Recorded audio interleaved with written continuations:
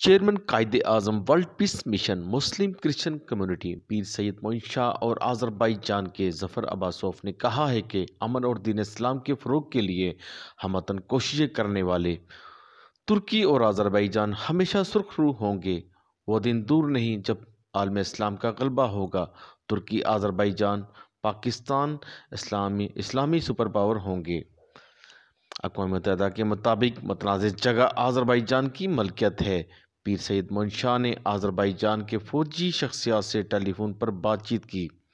سماجی اور بہترین انسان دوست ظفر عباسوف، آرمی آفیسر یونس ممدوح اور جرنلسٹ دردانہ ہمیوہ نے اظہار خیال کرتے ہوئے کہا کہ ہمیں ترکی اور پاکستان سمیت امن پسند ملکوں سے تعلقات بہتر بنانا ہوں گے۔